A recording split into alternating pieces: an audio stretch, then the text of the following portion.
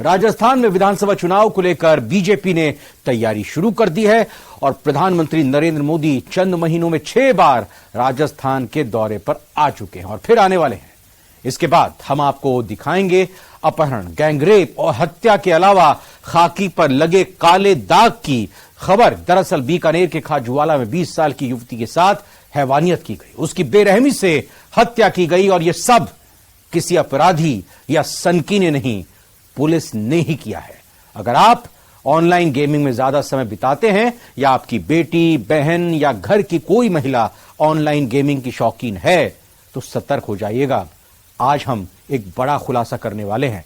आज हम आपको मेडिकल कॉलेज के अंदर की सबसे घिनौनी काली सच्चाई भी बताएंगे। वही बात राजनीति की भी होगी और कांग्रेस के रिपीट होने के दावे की भी बात होगी और सियासी तकरार का पूरा विश्लेषण भी आज के इस खास पेशकश में बताएंगे आपको। तो बने रहिए हमारे साथ और शुरू करते हैं खबर में दम है।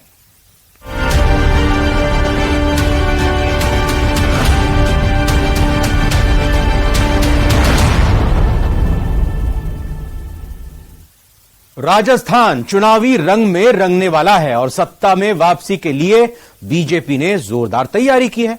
जहां एक तरफ प्रदेश के नेता कांग्रेस सरकार के खिलाफ माहौल बनाने की तैयारी में हैं, वहीं पीएम मोदी समेत अमित शाह, जेपी नड्डा और राजनाथ सिंह के ताबड़तोड़ दौरे से प्रदेश का सियासी माहौल बदलने की कवायद भी हो रही है। एक रिपोर्ट देखिए।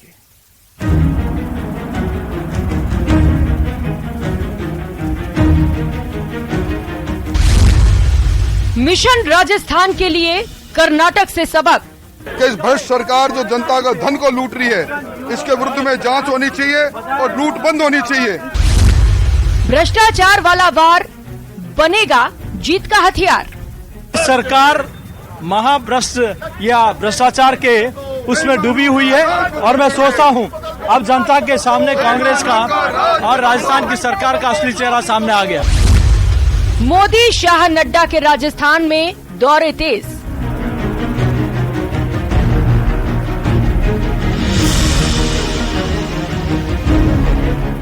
राजस्थान में विधानसभा चुनाव को लेकर बीजेपी ने तैयारियां शुरू कर दी हैं। बीजेपी के आला नेताओं के दौरे राजस्थान में बढ़ गए हैं। नरेंद्र मोदी चंद महीनों में 6 बार राजस्थान के दौरे पर आए और अगले महीने यानी जुलाई में फिर राजस्थान के दौरे पर आ सकते हैं। तो इसी महीने में केंद्रीय गृह मंत्री अमित शाह, बीजेपी के राष्ट्रीय अध्यक्ष जेपी नड्डा और रक्षा मंत्री राजनाथ सिंह राजस्थान के दौरे पर आ सकते हैं।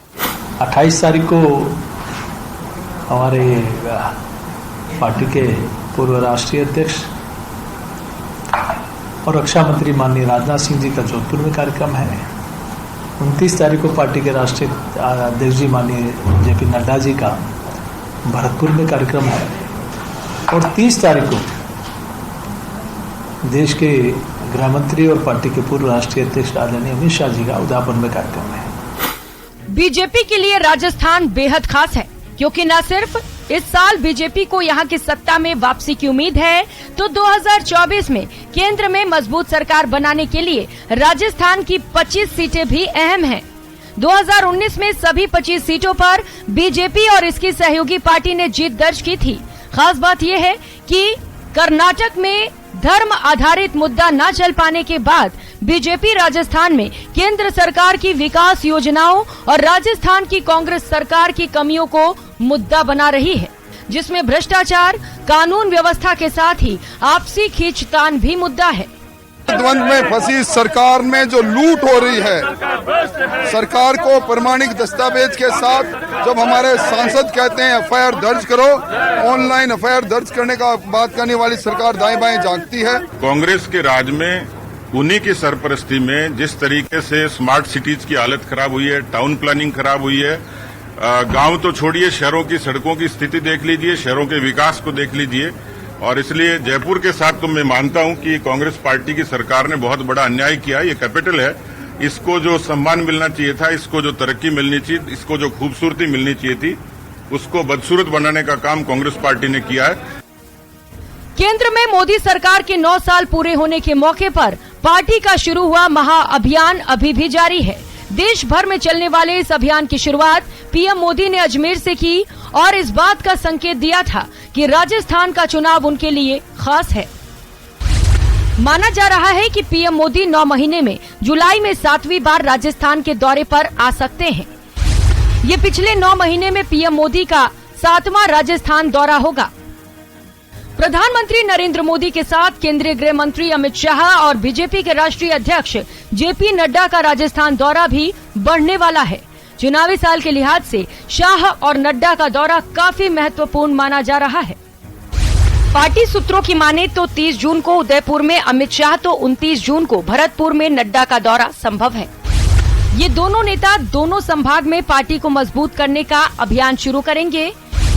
अमित शाह भरतपुर के बाद उदयपुर में बूथ सम्मेलन के जरिए कार्यकर्ताओं में जान फूकेंगे। पीएम मोदी 30 सितंबर 2022 को आबू रोड आए थे। इसके बाद पीएम 1 नवंबर 2022 को मानगढ़ धाम आए थे, जहां से माना जाता है कि उन्होंने आदिवासी समाज को सियासी संकेत दिए। वहीं पीएम मोदी इस साल 28 जनवरी को आसींद आए थे। 12 फरवरी को दिल्ली मुंबई एक्सप्रेसवे के उद्घाटन के दौरान उन्होंने दौसा के धनावड़ में जनसभा की थी। 10 मई को नाथद्वारा माउंट आबू में जनसभा को संबोधित कर उन्होंने अपना पूरा वादा दोहराया। इसके बाद पीएम मोदी ने 31 मई को अजमेर का दौरा कर यहां से अपनी सरकार के कामकाज को जनता तक पहुंचाने के महा अभियान का आगाज किया था। अब जुलाई में पीएम मोदी का जोधपुर दौरा प्रस्तावित है। इस दौरान पीएम मोदी 3000 करोड़ के विकास कार्यों का शिलान्यास और लोकार्पण कर सकते हैं। हालांकि मोदी के दौरे की तारीख तय नहीं हुई है। पहले पीएम मोदी के दौरे और अब अमित शाह के उदयपुर दौरे के कई सियासी संकेत हैं, क्योंकि उदयपुर बीजेपी का मजबूत किला है। 2018 के चुनाव को भी देखें तो यहां की 28 में से 15 सीट पर बीजेपी कब्जा जमाने में कामयाब रही थी।